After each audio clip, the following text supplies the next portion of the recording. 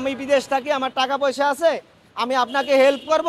মা বাবা লোভে পড়ে মেয়েদেরকে তুলে দেয় বয়স্ক ছেলের কাছে।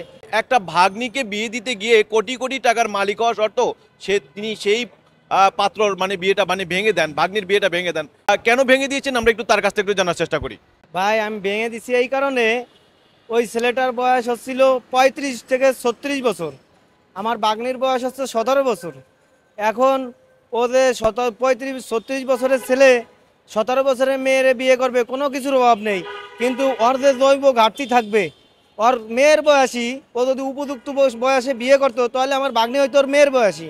এখন টাকার জন্য কি আমার ভাগ্নির ওর কাছে আমি তুলে দিতে পারি? আমি ভাঙছি এই উদ্দেশ্যে যে ওর বয়স হচ্ছে 36 বছর আর আমার ভাগ্নির বয়স হচ্ছে 17 বছর। আমার ভাগ্নি যখন ম্যাচুরড হবে তখন দেখা যাবে কি যে ওই ছেলে বৃদ্ধ হয়ে গেছে গা। ওই ছেলে বৃদ্ধ হয়ে গেলে তো আমার ভাগ্নির যে ম্যাচুইড, কারণ যেটা বলে জৈব সেক্স, তো মনে করেন যখন তার পূর্ণ হবে তখন তো মনে করেন কিন্তু ওই ছেলের জৈব সেক্সটা থাকবে না, তখন তো মনে করেন অকারণ হওয়ার সম্ভাবনা আছে।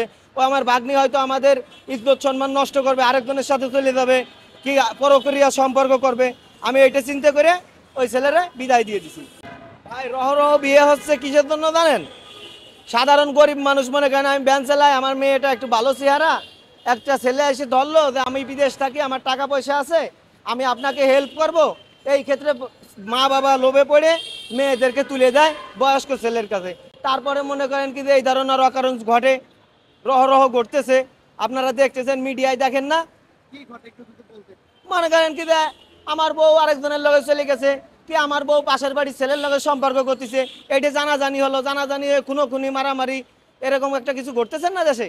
আপনি ভাগ্নের বিয়ে আটকাই দিচ্ছেন বা ভেঙে দিচ্ছেন, তখন আপনার দুলাভাই বা আপনার ফ্যামিলি থেকে আপনারা কি বলছেন? তখন আমার ফ্যামিলির থেকে আমার বলছে, একটু চাপ দিছে, চাপ দিলে পরে আমি যখন বুঝাই বললে তখন বলছে আচ্ছা ঠিক আছে, তুমি যেটা বলছো সেইটাই। আমারে বলছিল কি তুমি বিয়েটা ভেঙে দিলে, এত খরচা মরচা করলাম, এত কিছু করলাম, এই কাজটা কি তুমি ঠিক করছো? আমি বলছি হ্যাঁ আমি ঠিক করছি, কারণ এই ধরনের অকারণ অনেক ঘটতেছে দেশে, দেখতেছি মোবাইলে, ইউটিউবে, অনেক কিছুতে। আপনারা কি মোবাইল চালান না, ইউটিউব চালান না, দেখেন না? আপনারা কখনো কেউ লোভে পড়বেন না, লোভে পাপ, পাপে মৃত্যু।